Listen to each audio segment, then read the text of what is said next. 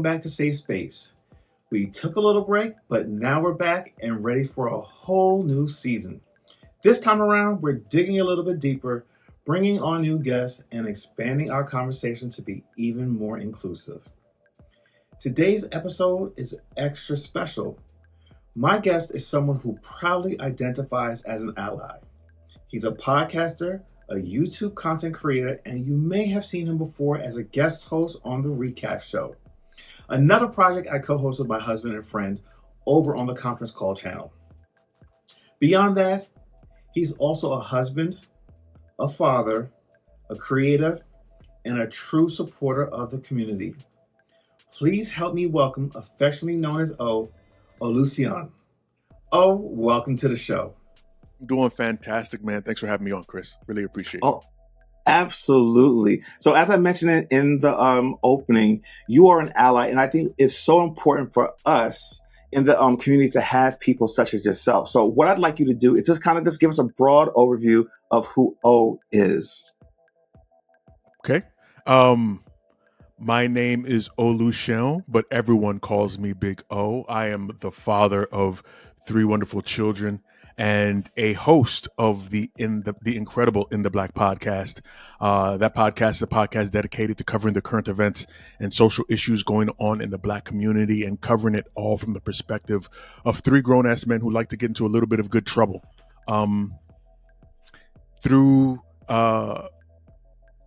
Through my relationships in podcasting, I've had an opportunity to meet TJ and to meet Chris, and I can't say how thankful I am for that, being able to forge that relationship. So thank you once again, Chris. Really appreciate you. Absolutely welcome. And as you mentioned, we became friends and we've forged this through a relationship with TJ. And just for those that did not know, O was a guest host on our other show, the Recap Show, over on the original Conference Call channel on YouTube. How did that relationship with TJ get started? TJ and I share a mutual acquaintance that happened to pull us together. I did some podcasts early when we first started podcasting back in, Jesus Christ, it's almost a decade, back in 2016, 2017. And I had one of his friends on, and I said, hey, I'm looking for other guests to have on the show. And he recommended TJ, and we brought TJ in. And since then, we've had him in a couple of times as well.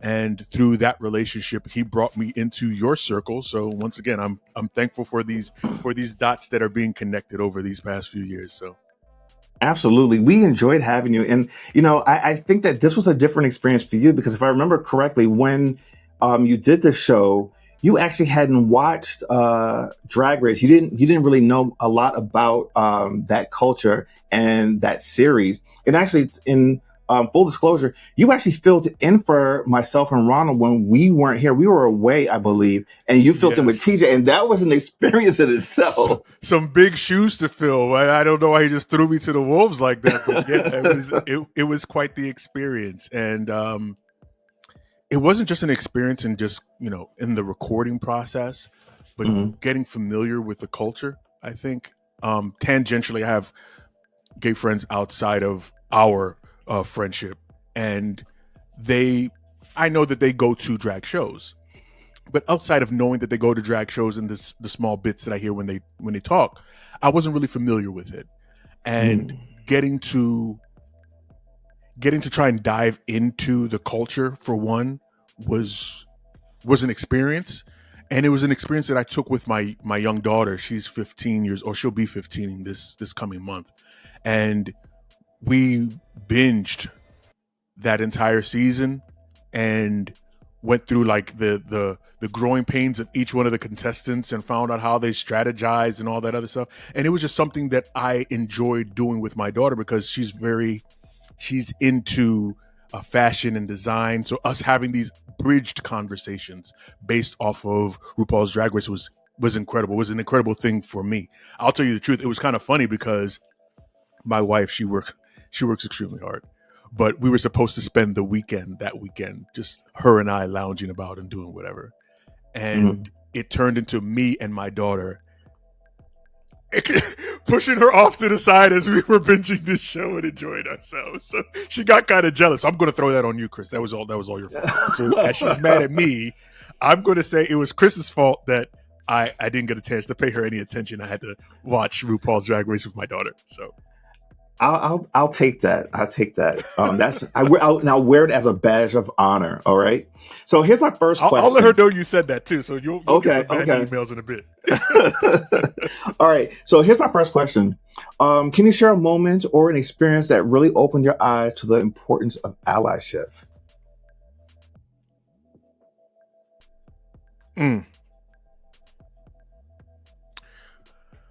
Wow. I've worked in the federal government for a very long time. And I had a colleague of mine that for the longest time was gay, and I didn't know that he was gay. And it's funny because I had worked with him for close to 10 years by the time someone else in our office outed him to me. And I remember having that conversation with him, like, hey, I don't know if it's true or not, but such and such told me that you were gay. And he's like, yeah, I'm gay. And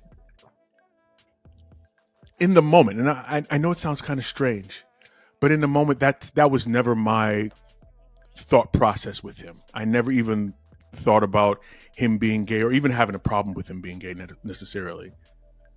And just having that conversation with him as he expressed himself to me, and then me having to take a step back and reflect and make sure that I was being the best friend that I could possibly be to this guy. Now, I want to be very clear. This is an older gentleman. He's like almost 10 years older than I am. And I call him my older brother. And I really had to take a step back and say, what type of friend have I been?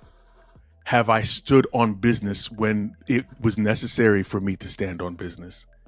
And just to make sure that, once again, that I was just being the best person that I could be for our friendship. Talk less to make sure that I wasn't being disparaging or putting them in awkward situations or anything like that. And it was really eye-opening. It was really eye-opening because he thought enough of me, one, to come out to me. He went as far as to even invite my wife and I to he and his husband's wedding. And it was one of those moments where it allowed me to understand that people are people and everyone needs someone to have someone in their corner. And I think we all, regardless of what walk of life we come from, we know what it's like to feel alone. Mm-hmm. To talk less to feel alone when you think that you have people in your corner and you honestly don't. So, like I said, it just made me really evaluate myself and just make sure that I was ultimately being the best friend and best person that I could possibly be. I tell my children all the time, your number one goal every single day is to be a better person tomorrow or today than you were the person yesterday. And what does that look like? So, yeah. That's awesome. In that moment, what did you learn about yourself, and how did you teach that to your children?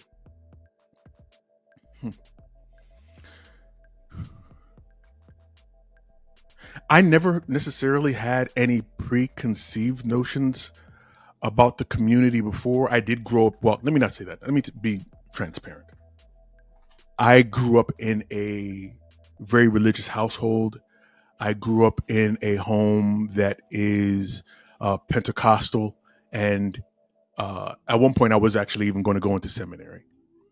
But the wonderful thing about it, though, about growing up in my household, was that my parents never, even with all the religious dogma and religious doctrine that people might interject, never told us that this is the way you're supposed to treat people. Said every person is a person with good and bad, with flaws and things that you need to shine a light on, and you should take them at that. And at the end of the day, regardless of what what your religious doctrine may tell you, none of us actually know, right? So would you rather be judged for treating someone badly because you were told that you should treat them badly, or treat them as a human being as you would treat any other human being because you know and interact with that person on a daily basis? People that you love and care for and want to see the best for. And if that's the case for somebody that you call a friend or a family member for that matter, why would you want to besmirch that friendship or that relationship because of one thing, right? One thing that you may not agree with, or one thing that you don't really have a clear understanding on. And I try to push that on my children. I think they're in a better spot than I am. I grew up in an era, I don't know about you, I grew up in an era where being openly gay or being soft was not tolerated. And I grew up with, I have children, my children now are both in high school, and they have many openly gay friends. And watching them just interact with their friends, period, helps me to know that we are, I believe, and you correct me if I'm wrong, but hopefully it leads me to believe that we're moving in the right direction as it comes to tolerance and understanding of the communities that are adjacent to all of ours. So Yeah, I think that it's a dual-edged sword right now. I think because of the political climate we're living in, it is becoming a little bit more difficult. But I think when you look at the average person, um, there's more sensibility, and I think that we've come such a long way. Especially your kids' generation. I think they're much more open. They don't see sexuality. They don't see all of the stigmas that we grew up with. They just see people as people, and if you're my friend, you're my friend. It doesn't matter if you're heterosexual, you're homosexual, or you're non-binary. It doesn't even matter. And I think when it yeah. comes to like pronouns, they're just so used to, are well, no, my friend identify as they them, and Mm-hmm. they'll correct you. And here's the thing: even me being identifying as a bisexual male, I still till this day, and I'm very apologetic about it, but I still sometimes misgender people. Mm. I'll just use the recap show that we do. There is a woman on there that is trans, and I've misgendered her several times on the show, and not on purpose. And I think it's just it's an open mistake, and I've tried to make sure that, especially in the last episode, I did not do it. I was very conscious of every time that I knew I was going to say her name or talk about her, I said her. It's a conscious decision, but I believe, like I said, the generations of today, it's much easier for them to um, cope, and then just to have a better understanding. Whereas people from our generation and our parents, it's harder for them because you grew up Yeah. a different way. We're living in different times, you Yeah. know. Yeah. Yeah. Yeah. So yeah, I think that's part of the, I don't want to say dilemma, but I think that is part of the challenge, right? Is, like I said, we both grew up, I don't want to say in households, but we both grew up in a time where we know what the perspectives were for young men and what it meant to be a young man growing into a young boy growing into a young man and going into manhood. There were yeah, perceptions of that.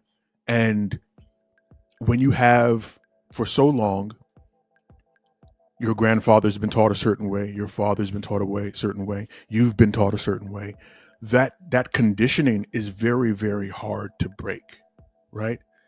yeah, So there is a level of, and forgive me, there is a level of patience, and I know at least with my friends, there's a level of patience and understanding that, hey, if I misgender you, that's a different thing. Sometimes, I mean, let's keep it a buck. There's still people in this country that haven't even seen black people because they live in such a community, right? this is very Talk true. less of talk less of being able to say that they know a gay person or a trans person. So there is a learning curve that's there, and a level of patience and grace that I think that's necessary to afford to people. Now that doesn't mean you should be graceful to someone who's completely intolerant, but there are some people that are ignorant, and ignorant just meaning that they just need better teaching. Yeah, All right. So you're a creative individual. You know, as we talked about, you are a podcaster and a YouTube creative. You wear many hats. You're a husband. You're a father. But how do those roles influence the way you use your voice and your platform? Hmm. I want to be very, very, very transparent. My primary focus with my podcast is to the empowerment, the betterment, and the uplifting of Black people, and specifically Black men. Um, it's I, I want to throw a story back to you. Okay. I think on our last show, sometime after the last uh, recap show that we did, we talked about um, some of the messages that I got after the show, and just trying to pull people in. Hmm. My primary focus, once again, is to make sure that we recognize the upliftment and the empowerment of Black people and Black men. And sometimes that can be a challenge. It can be a challenge in making folks recognize that all men are not the same, all men are not monoliths. It could be a challenge in getting people to understand that regardless of what sexuality or what your preference is, that as a Black man, you are a Black man first before you're anything else. I didn't know TJ was gay, right? Until he told me he was gay. But I knew that he was a Black man that needed my help, that needed my respect, because we share the same commonalities. We share the same struggles. One of the things that I've found that's been interesting for me is trying not to pigeonhole people. And I know I try to pull myself back from doing that too, to saying that because you identify or believe this, it automatically means these other things about you. And that's not always the case. So trying to capture and broaden a bigger picture of what we as Black people and specifically Black men are, and the importance and the beauty that we bring to everybody's culture, to American culture, I should say specifically. Yeah. No, I truly believe, you know, what you just said in regards to when you see someone, when you talk to someone, it's not about the sexuality person or how they identify. It's really just the fact that, you know, we're Black. And I think that's always something that I've always tried to do as well. You know, this show, when I started it 2 seasons ago, it was really geared toward people of color in the Caribbean community. Then I was like, you know what? No, that's a little bit too narrow. I need to broaden it. And it was about people in the LGBTQIA plus community of color, not just Black, but Black and brown and people of color, because I think that there's a disparage. Um, you don't find too many of us out there being represented. You know, our Caucasian counterparts, it's not even a thing. It's just there's representation all over the place. Go ahead. That's a question that I've always battled with, right? And at least trying to help my be more graceful in impartmentalizing these conversations with other folks. Mhm. That even within a marginalized community, that you guys are still marginalized. I can't tell you how many of my gay friends will tell me that they're going out to go date or whatever, and they'll have white people, Hispanics even, tell them no Black people, no Blackies over here. And I always found that to be like flabbergasting and mind-boggling. That how can you marginalize people when you know what it feels like to be marginalized? I, I'm not trying to talk out of school, but it's something that I'm You're trying to wrap not. my mind around. You'd be surprised. I mean, we have conversations. We've had conversations on the conference call on different episodes that we've done, and even amongst ourselves in the community. That, you know, how is it that we are already a marginalized demographic, and still marginalize ourselves within our own community. I mean, there's definitely a distinction of, well, no, they're the white gays, we're the black gays, and then we don't intermingle, and it baffles my mind that we're still doing this in this day and age in 2025. You know, it's crazy. It is crazy. It's really, like I said, it's really one of the reasons why I focus on black men specifically, because at the end of the day, like I said, those struggles, that's one struggle that the struggle of white supremacy in this country is a struggle that we all share, regardless of what our sexuality is. So when I see TJ, I don't see him, or see you for that matter. I don't see you as a gay black man. I see you as a black man that happens to be gay. And I've always wondered how you, please let this be a teaching moment for me. I've always wondered how you balance that, how you would balance that, because you come from two marginalized communities. So how do you pick what struggle you want to champion or face? You get what I'm saying? Yeah, I think that's an interesting question. And I think for me especially, it's a little bit different because of the fact that, and I don't like to say come out, because I didn't come out of any closet. I always say I let people in. I like that. But for me, because I let people in at such a late age in my life, I was 43 when I finally decided, I was like, okay, this is who I truly am. And, I'm not hiding anymore. And, I've had to deal with the fact that I'm a black man in America. I've been discriminated against in stores. I've been discriminated against in the work environment and just in life in general. And then now I'm going to add on the fact that I'm a bisexual man. And that in itself is a fight, because especially when you come out to the black community, or excuse me, let people in from the black community, and you say that you're bisexual, the first thing they say to you is, oh, well, either you just don't know what it is you are, or you're gay and you're just trying to pretend that you like women. And I'm just like, no, I actually know who the hell I am. I am 43 years old. I've dated women predominantly most of my life. And before meeting my husband, I actually was in a relationship with a man decades ago. And I know, here's the thing, and I've told this story in season 1, episode 1, when I told my story, who I am.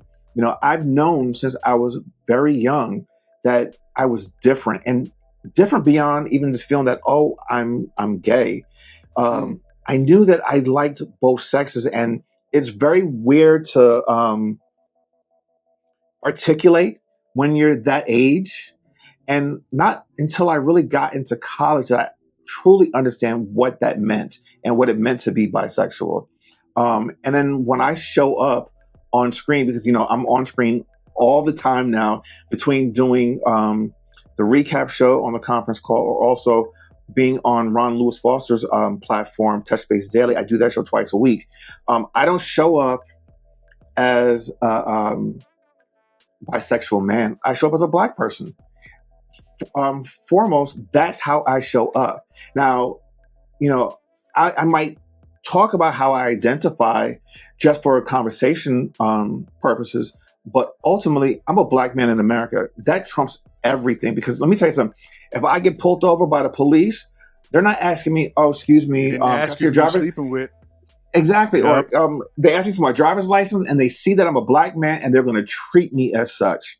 They don't treat me differently because all of a sudden now they know that I'm bisexual, because they don't know. Unless you tell someone, they don't know that. Yeah. So regardless of what, I wake up every day and I walk through this world as a black man first, and then I identify as a bisexual man. So when and here's the thing, like we're in such a heated political climate where the people on the far extreme right are using our sexuality and how we identify against us. Especially, I want to talk about the trans community. They are weaponizing people in the trans community just because you need to have an enemy or someone to point a finger at. And why that community? Because they're already marginalized. History always shows us that the most marginalized communities are the ones that they go after the most, because they go after first. That's what they always do. I mean, first it was, Black people, but we fought for our rights and we got a quote unquote a level of equality in this country. Then they came for the gays, and then the gays fought back. And when I say gays, I mean the whole entire queer community. But then, of course, now there's the trans community, and the trans community has always been there. And to be honest with you, the trans community has always been at the forefront for fighting for queer and the entire LGBTQIA plus community. If it was not for the trans community, I, myself, and everyone else in the alphabet soup wouldn't have what we have today, to be honest with you. So to demonize that particular group is egregious. It's disgusting. And I can't wait until we get to a moment where we get past that. It's a fight that we have to fight, and we have to stand with the trans community. I didn't want to make this about that, but I think it's really important to talk about that. No. I think you're spot on. Like you said, when most authoritarian systems start trying to flex their power, they go after the most marginalized groups of people first. And they do that because not only is it easier for them to do, but they use it as a test model, right? If you don't care about these marginalized people, then the next step is to go to the next group of people that we're going to target, and the next group of people, and the next group of people, until they've acquired all the power that they're looking for. There are so many people in this country that are 2A advocates, Second Amendment advocates. They said that you cannot take my guns, you cannot touch my guns regardless of what. I know that there were people that after Sandy Hook were saying that the death of these kids does not mean that you're going to be taking my gun rights away.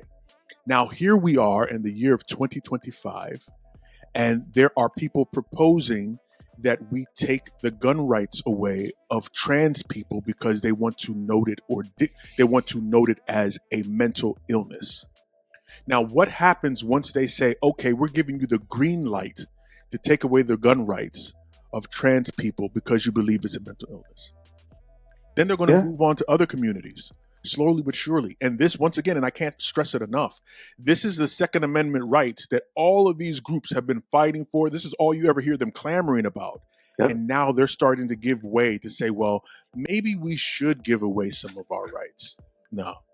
And even if you don't necessarily fall in alignment of allyship with trans people, which I don't know why you wouldn't, because people are people, like we've been saying this whole show. Absolutely. At the same time, watching someone else, a human being, have their rights stricken away from them should bother you just as much as anything. Yeah. Now, before we move away from that, you said something that really is striking, because, they are trying to demonize trans people and saying that trans people are the ones that are contributing to this mass shooter problem that we have in this country. When you really look at it, and the question has been asked and they never answer it, how many trans people commit mass murders? I believe out of all the mass shootings, going all the way back to Columbine, there's only been 5. There have been hundreds of white men from the far right that have committed these atrocities. But yet still you are calling out the 5 that you can find that had to deal with trans people. Ridiculous. Go ahead. No. I think you're spot on. I just don't like how this need, and it's a ploy or a tactic in government, in politics. Let me not say in government, in politics. The need to weaponize or use other people against one another has always been a staple. We saw during the last election that Donald Trump, there was one commercial that literally, I think the polling shows afterwards that one commercial was actually like the tipping point for many folks that ended up voting for Donald Trump. It was the commercial where it said, Kamala is here for they, them. Donald Trump is here for you. And they were talking about trans rights in NCAA sports. There are over 7,000 college athletes in the United States. You know how many trans athletes there are in that whole 7,000? 5. A And yet handful. they used it as a weapon to tell people that we should not that you should ignore someone's human rights. Now, Yeah. let's say there's I can understand if you think that there's policy or that there's regulation that maybe need to be tailored or whatever. That's another thing. But to try and wholesale throw people in the trash is it's just something that doesn't sit well for me, bro. Just doesn't sit well. Yeah. I mean, you know what it is? It all boils down to people are fearful of what or who they don't know. And if you would just take the time to sit down with someone and get to know them, you would know that they're a human being first. I mean, listen, we know each other. I don't care, how you identify or who you sleep with. That's your personal business. And I think that that's where it should stop. So, we're all human beings. We all have similar goals. We all just want to live a good life and leave a legacy behind. And that's it. That is it. That's what it all boils down to. And it doesn't matter where you come from in this world. I've traveled all over the world and everyone says the same thing. And I see it for myself. They just want to raise their families and live a good life and leave this earth a little bit better than they found it. That's it. Into it. Yes, indeed. That's yes, it. Indeed. All right. I got to ask you then, as we're talking about that, what do you think we can do, hetero cis men? And I'm just speaking for myself, okay? Mm-hmm. And for those people that identify as me, what do you think that we can do to be better allies? Because there's still these conversations. There are other conversations that need to be had, I guess, on the edges.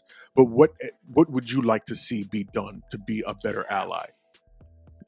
I think what we're doing right here is a perfect example. I didn't know you prior to TJ introducing us. And then, after we had wrapped on one of the episodes of the recap show, I said, hey, I have a show called Safe Space, and I would love for you to come on and just have a conversation of you being an ally, because here's the thing. You don't find too many cisgender men coming into spaces where people who identify in the community to have conversations, have brief and frank conversations like we're doing today, and getting to know the other person. Because you know what, to be honest with you, we're not really having a conversation about our gender. We're just having a conversation about life in general. And I'm getting to know you and you're getting to know me a little bit deeper. And we're finding that we have similar common ground. You know what I mean? So I think that if people would just take time out of their day just to get to know someone, they'd understand that, hey, we're the same. You like sports, I like sports. You're into fashion, I'm into fashion.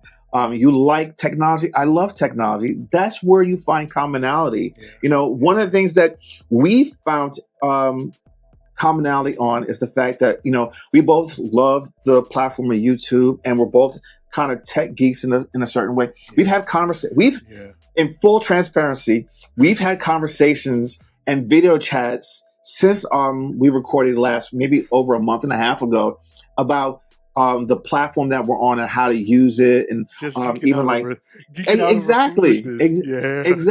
And that, for me, that's more important than anything else. And then the fact that you're getting to know me a little bit more, you're getting to know about my relationship with my husband. I'm getting to a little bit know more about you, your family, your wife, and your dynamics. That's where the common ground is, and it's just all about being human. So if people just take time to get to know other people, you would understand that you're more alike than you are different. Yeah. I think a conversation that doesn't happen enough, though, is that recognizing that as much as there is work to do, men and black men are quickly falling into understanding that we are all people. And like I said, the primary dynamic is that we as black men, we share that commonality of being black men. I think one of the conversations, though, and I hope I'm not being too spicy when I say this. No, come on with it. That we need to look at everyone when we talk about tolerance of communities. And I'm gonna give you a perfect example. Okay. After I came on your show 2 times, came on the recap show, I cannot tell you how many women showed up in my inbox asking me if there was something that I needed to tell them, whether I was coming out, what's going on, how I identify. And I'm telling you, women, and even women that I've been intimate with, were asking me questions like, what's going on? Like, what are you doing? And I told one of my friends, I think you guys, Rashid, I told Rashid. And Okay. Rashid said, yeah, this is something that we face very often. And I asked him, I said, hold on, how can you face this very often? I thought that there, between women and the gay community, or gay men specifically, that there wasn't really any daylight, right? Like, you guys were in complete allyship. And he said, no. In many instances, it feels like we're being tokenized by those people. There are women that are homophobic, just as homophobic as men.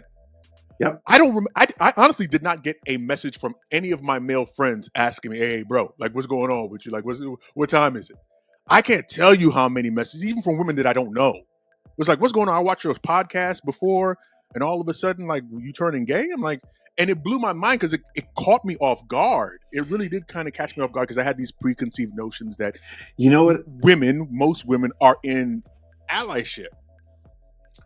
Okay, so here's the thing that I found to be the case. And, you know, you're hitting on a point that is something that we talk about all the time in the community.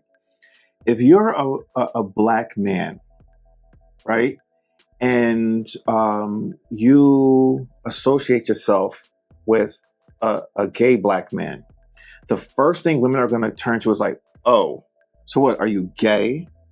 Because it's not okay for a man to have a relationship with a gay man, or a man to say, hey, you know what?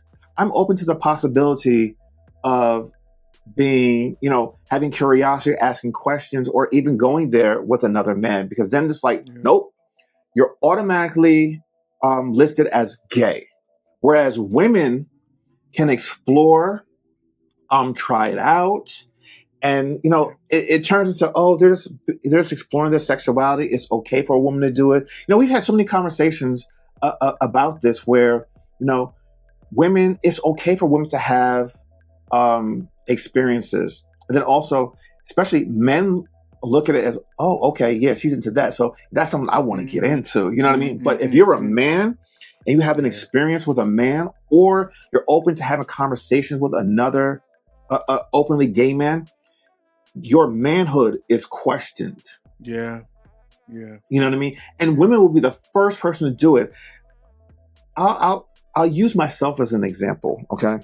So, you know, I let people in at a later time in life, and, you know, I've had ex-girlfriends that I've told, and then some that found out via this platform. And the first thing, you know, that they came to me with was, oh, you were bisexual. And then all right, I can understand feeling betrayed. And I've talked through that experience as far as, like, you know, one, it's not something that I dealt with. So I couldn't I couldn't let other people in and let them deal with it with me, because I hadn't dealt. Let's take a step back.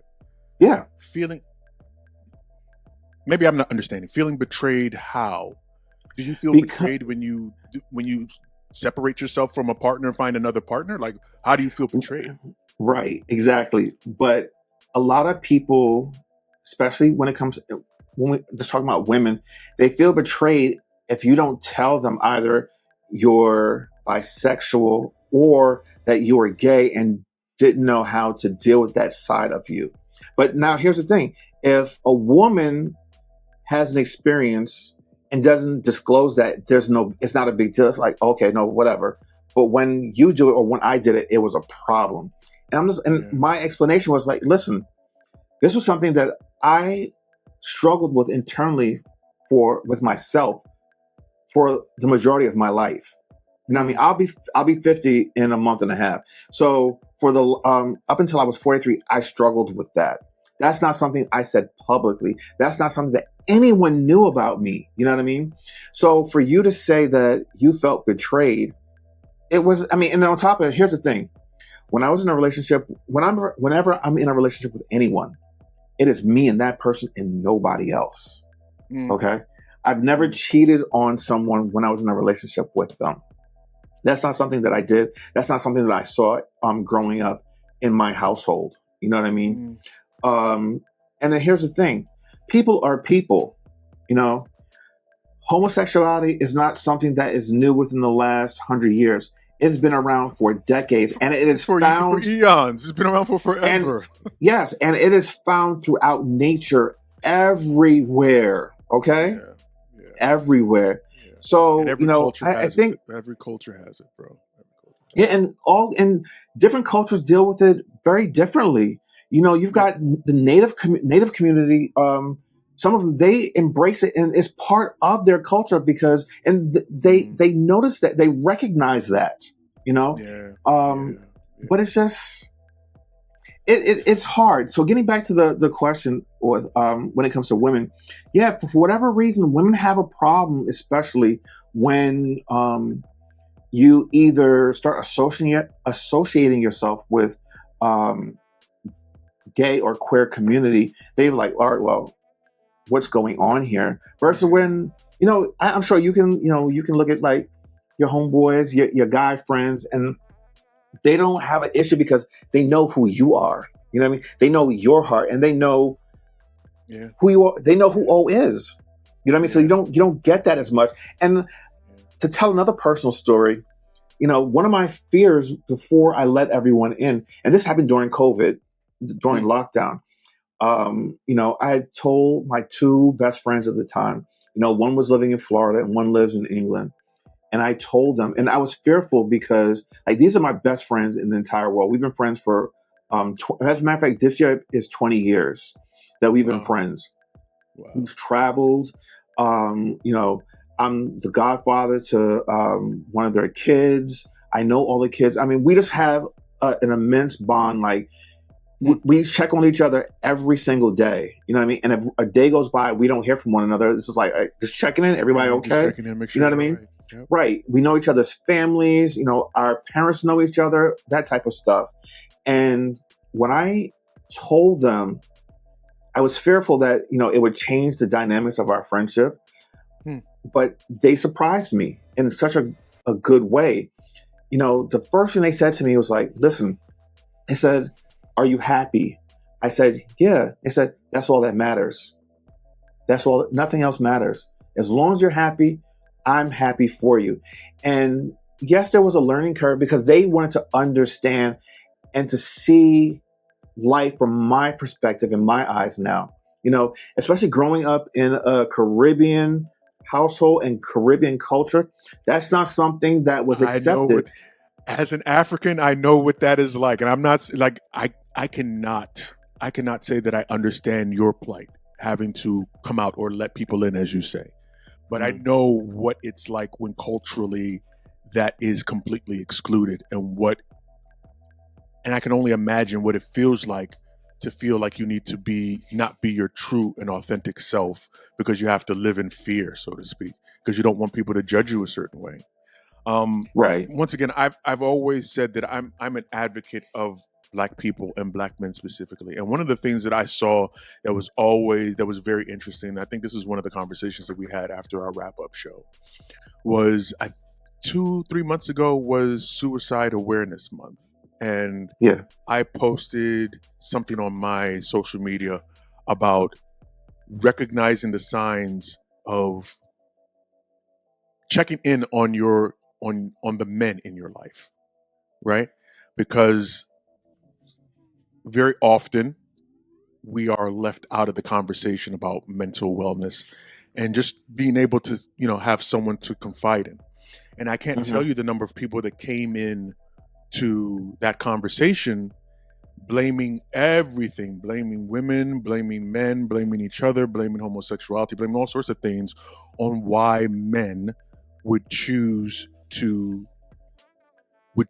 do something like that. Why depression is the way it is. And my first thought was, how can you excuse me, how can you pigeonhole someone like that?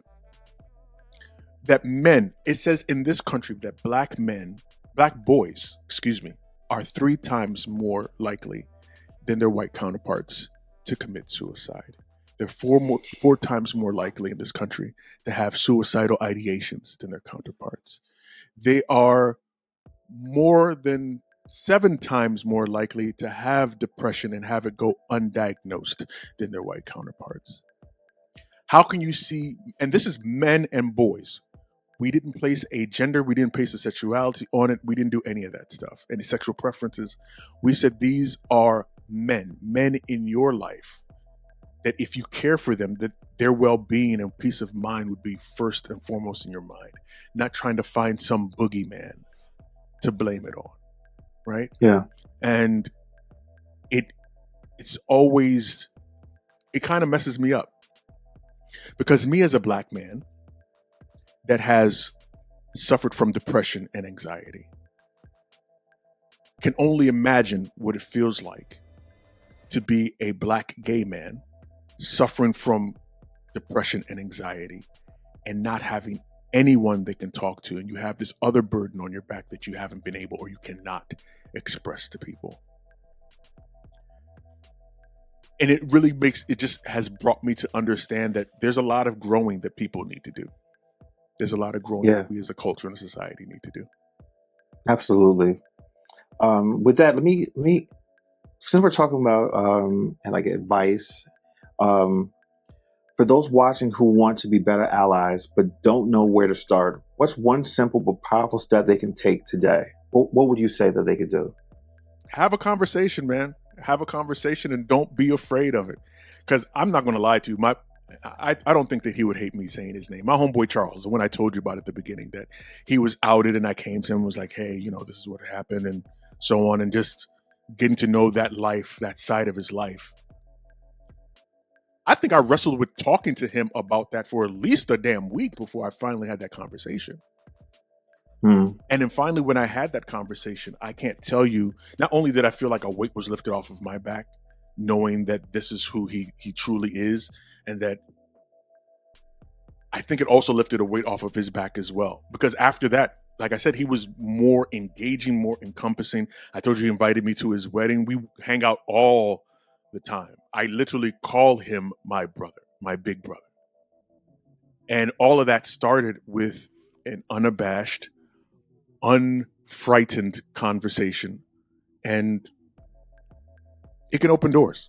That's as much as I can really tell you. It can open doors. Just being able and willing to have those conversations, and not being afraid of the outcome.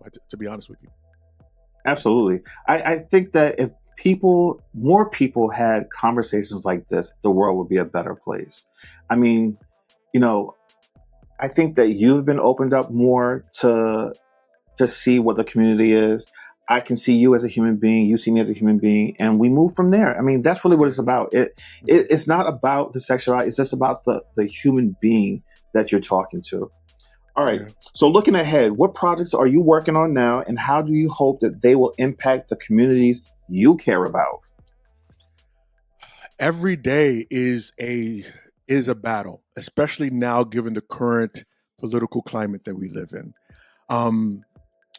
We are, before the end of the year, we are hoping to put together a panel conversation, bringing in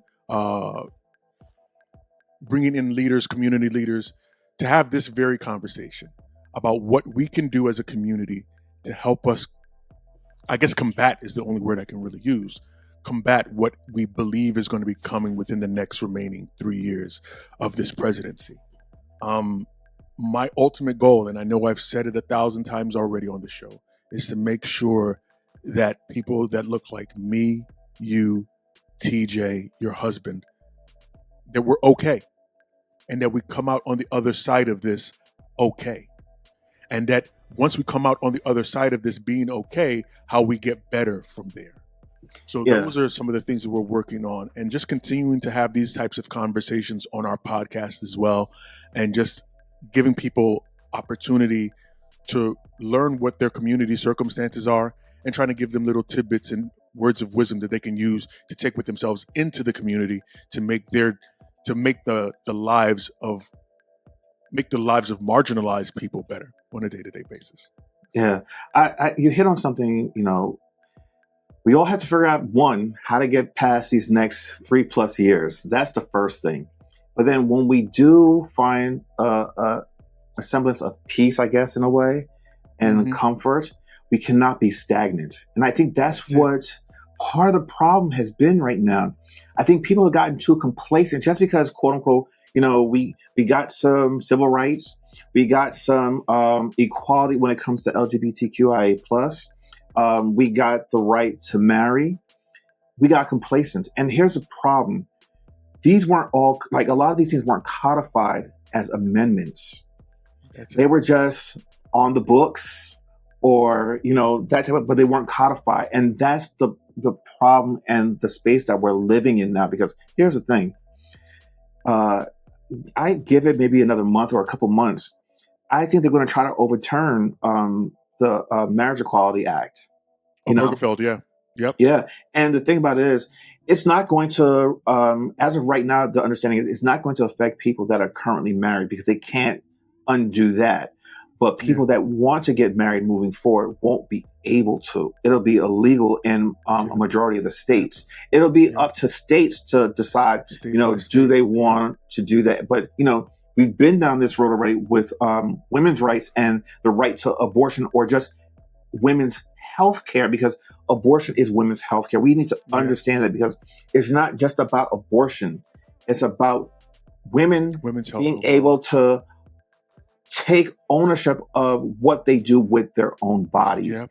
And they're trying to come after what other people do with their bodies, and even in the privacy of their homes. What people do in the privacy of their homes or their bedrooms or wherever, it is their business, and government has no business in it. So I say that to say that we can never, ever be complacent. People have fought hard for us to have these rights, and we cannot take it for granted. Yep. What do they say? Easy come, easy go. We have to constantly be fighting to keep these rights. Yeah. And that's where coming. That's where being. That's where being an ally actually really means something. Yes. Because there's a saying, and I forgive me for not quoting it correctly, but it's a saying that came out during a quote that came out during World War II or so, right? It said they came for the blind, but I wasn't blind, so I didn't say anything. They came for these people, so I didn't say anything, and then they came for me, and there was no one to speak up for me. There's a reason why we should all link arms during this, most importantly, during these next 3+ years, because we're going to watch as we see people have their rights eroded from them. And then eventually they're going to come to something that you're passionate about, and there won't be anyone to fight for those rights for you. So we should all link arms right now and be each other's ally. It's more important now than it has been in a long, long time. Well, with that being said, I think that's a great place to end this conversation. Oh, what an amazing conversation. And I thank you so much for joining me for this. I think that these conversations are so necessary. But before we go, please let people know where they can find you. I appreciate you, Chris, man. I can't say thank you enough. Like I said, the friendship that we've been able to forge after watching RuPaul's Drag Race has been incredible. So I can't say thank you enough, man. Once again, my name is Oluseun, otherwise known as Big O, Mr. in the Black himself. Once again, thank you, Chris, for allowing me to have an opportunity to have this conversation. You can find me on the Incredible in the Black podcast. Once again, it's a podcast dedicated to covering the current events and social issues going on in your Black world, and covering it all from the perspective of 3 grown-ass men who like to get into a little bit of good trouble.